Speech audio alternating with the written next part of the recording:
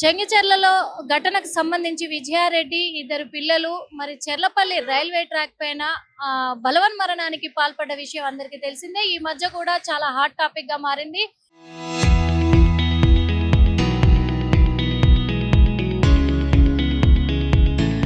విజయారెడ్డి భర్త బయటకు వచ్చి నాకు థ్రెట్ ఉంది, నా భార్య పిల్లలు కూడా దూరం అవడానికి కారణం ఎవరో వాళ్ళ మీద యాక్షన్ తీసుకోవాలని మేడ్పల్లి పోలీసుల్ని ఆశ్రయించారు. అలాగే డీజీపీ దగ్గర కూడా వచ్చారు. మరి డీజీపీ గారిని కలిశారా? కలిస్తే ఏమన్నారు, ఏంటి అసలు ఇక్కడ రైల్వే పోలీసులు ఏం చెప్తున్నారు అడిగి తెలుసుకునే ప్రయత్నం చేద్దాము. ఏం చెప్పారండి? డీజీపీ గారిని కలిసారా? డీజీపీ గారిని కలిశానండి. సార్ అన్ని విన్నాడు, చూశాడు, అన్ని కంప్లైంట్ చూశాడు, విన్నాడు.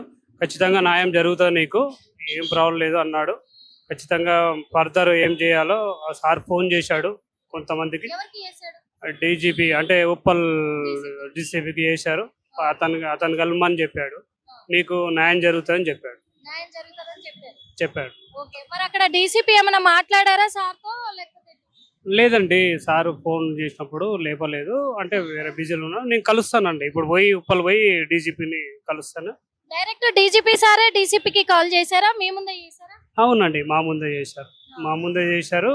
ఓకే, సారు ఆ టైంలో లేపలేదు, కానీ ఇప్పుడు నేను పోయి కలుస్తాను. కలిసి సురేష్ కుమార్ గారికి నేను ఇచ్చేస్తానండి. ఈ జిఆర్పి పోలీసులు ఏమైనా స్పందించారా ఇప్పటి వరకు? రైల్వే పోలీసులు ఇప్పుడైతే ఏం లేదండి. రేపు కలుస్తాను, వాళ్ళని గట్రా రేపు కలుస్తాను. రేపు కలిసి వాళ్ళ దగ్గర నుంచి గట్రా అడిగాడు సారు, ఏమైంది అక్కడ, ఏం జరిగిందని అడిగాడు. నేను రేపు పోతాను సార్, రేపు పోయి తెలుసుకుంటానని చెప్పాను. చూసాం కదా, మరి డీజీపీ గారినే డైరెక్ట్ గా కలవడం జరిగింది. డీజీపీ స్పందించడం కూడా జరిగింది. డైరెక్ట్ గా డీజీపీ మరియు ఉప్పల్ డీసీపీకి ఫోన్ చేయడం కూడా జరిగింది. ఈ కేసు మీద మాత్రం ఖచ్చితంగా న్యాయం జరిపిస్తామని డీజీపీ శివధర్ రెడ్డి మాట ఇవ్వడం కూడా జరిగింది సురేందర్ రెడ్డికి. మరి అందుకే ఇప్పుడు జిఆర్పి పోలీసులు కూడా దీని మీద స్పందించబోతున్నారా? డీసీపీ తోటి డీజీపీ ఏం చెప్పబోతున్నారు, ఎలాంటి న్యాయం చేయబోతున్నారు అనే దానిపైన కూడా వేచి చూడాల్సిన అవసరం అయితే ఉంది.